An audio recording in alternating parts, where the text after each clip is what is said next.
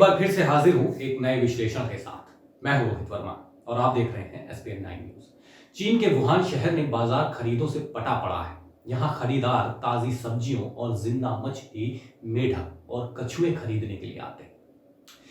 करीब करीब एक साल पहले यहीं से पूरी दुनिया में कोविड-19 यानी कोरोना 19 महामारी फैली थी। वुहान शहर में करीब एक साल पहले कोविड-19 का पहला मामला सामने आया था। वायरस मछली और मीट बाजार से निकलकर पूरी दुनिया में तबाही मचा रहा है, जबकि दुनिया के सभी देश वायरस को लेकर सतर्क हैं और इसके प्रसार को रोकने के तमाम उपाय अपना रहे हैं, तो वहीं वुहान में जिंदगी सामान्य हो चुकी है। सब्जी और मछली विक्रेता ने अपने एक मीडिया से बात करी, उसमें बताया, मुझे डर नहीं है, आखिर डरने की क्या जरूरत है।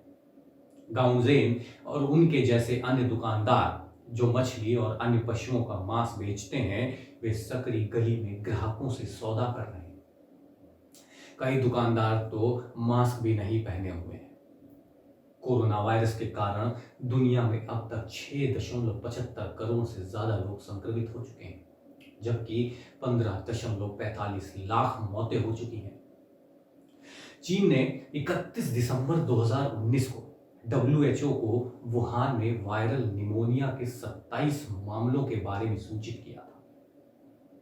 प्रशासन को जब पता चला कि कुछ मरीज डीलर और विक्रेता हैं, तो उनसे अगले ही दिन मछली और मांस के बाजार को बंद करवा दिया गया।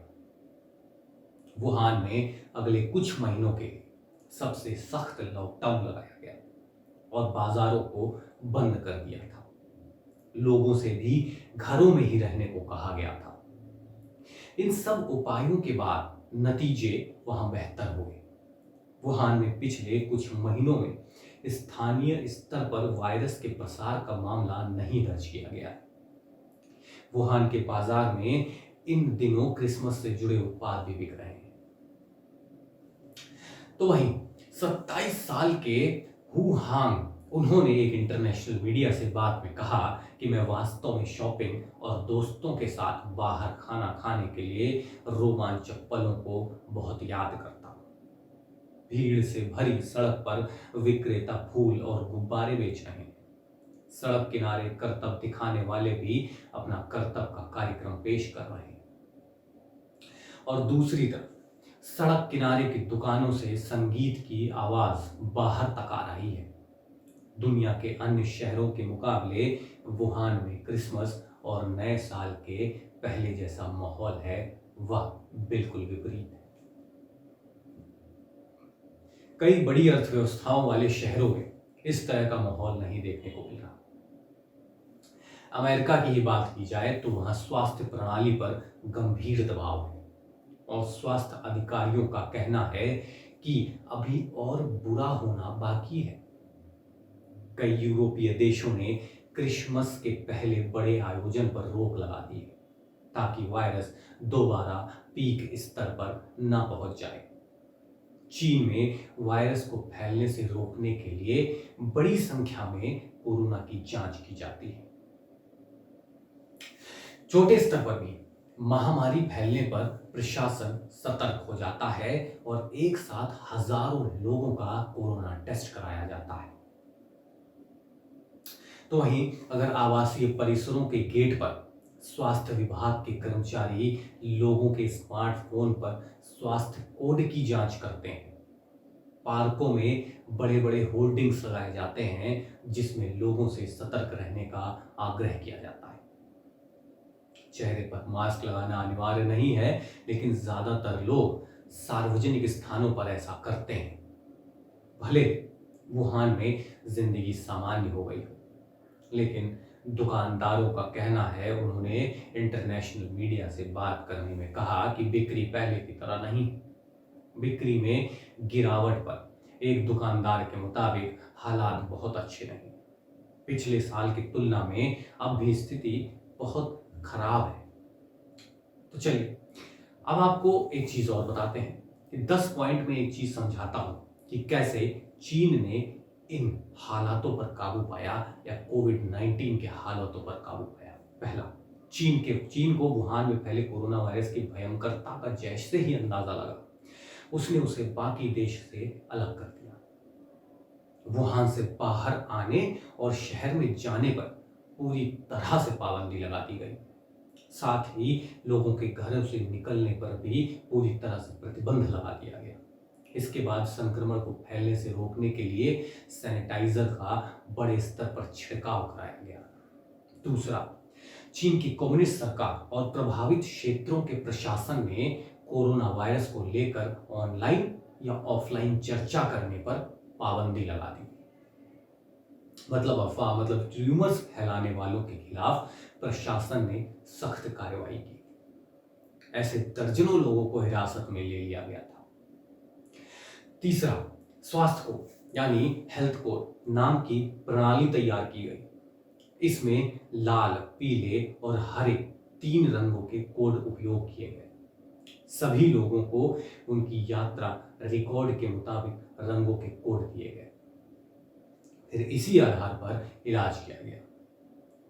चीन की कई कंपनियों ने चेहरा पहचानने की प्रणाली यानी फेशियल रिकॉग्निशन शुरू कर दिया। इस प्रणाली की मदद से सार्वजनिक स्थल पर मास्क नहीं पहनने वालों की पहचान की गई और उन पर सख्त कार्रवाई की गई। चौथा, सोशल मीडिया की मदद से संक्रमित और बचाव उपायों का इस्तेमाल नहीं करने वाले लोगों की पहचान की गई। संक्रमित लोगों को इलाज के लिए और स्वस्थ लोगों को बचाव के उपाय अपनाने के लिए प्रोत्साहित किया गया। कई शहरों में संक्रमितों की पहचान बताने वालों को इनाम भी दिया गया। पांचवा, प्रशासन ने हर खाली और अच्छी जगह पर अस्थायी अस्पताल बनाने शुरू कर दिए।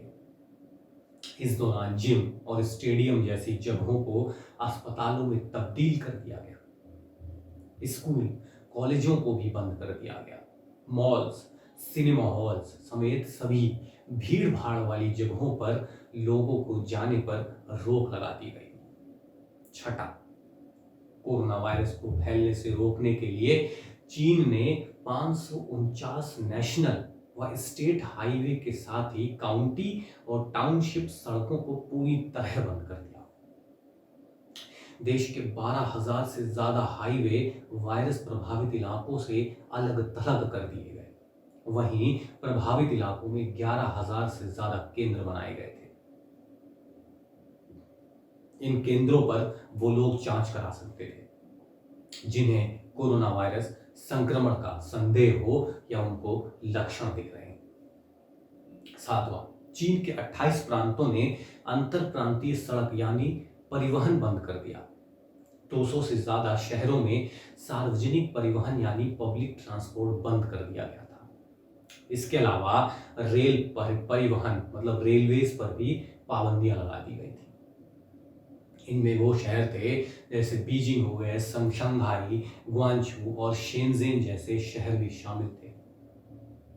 आठवां, मालवाहक वाहनों और जहाजों पर गंभीर स्थिति वाले क्षेत्रों में परिवहन प्रतिबंध लगा दिए गए।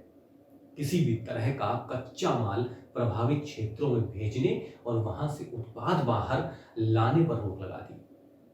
महामारी की रोकथाम और नियंत्रण के लिए टोल सड़कों से गुजरने वाले सभी वाहनों को टोल टैक्स से छूट दे दी गई। 9वां, मरीजों की बढ़ती संख्या को ध्यान में रखकर रातों रात 1000 बेड की क्षमता वाला हॉस्पिटल तैयार कर दिया गया। सिर्फ हुबेई प्रांत में ही 1 दर्जन से ज्यादा अस्थायी कोरोना वायरस अस्पताल बना डाले। जैसे जैसे वायरस पर काबू पाया गया, इन अस्पतालों को धीरे धीरे बंद कर दिया गया और लोगों तक दवाइयां और खाना पहुंचाने के लिए रोबोट्स का इस्तेमाल किया गया। 10वां और सबसे आखिरी और सबसे अहम चीज, चीन की सख्ती का फायदा महामारी से निपटने में सबसे ज्यादा कारगर साबित हुआ। हालात सुधरने पर भी हर घर से केवल एक ही व्यक्ति को बाहर निकलने की अनुमति दी गई। सभी स्कूल कॉलेज बंद रखकर ऑनलाइन क्लासेस चलाई गई। घरों में भोजन और अस्पतालों में दवाई पहुंचाने के लिए केंद्रीकृत सुविधाएं शुरू की गई। अगर आपको ये वीडियो पसंद आया है तो इसे लाइक करें और कमेंट करके हमें ज़रूर बताएं। आगे भी मिलूंगा इसी तरह की और कई अन्य खबरों के साथ जिनका विश्लेषण करता रहूंगा। नमस्कार।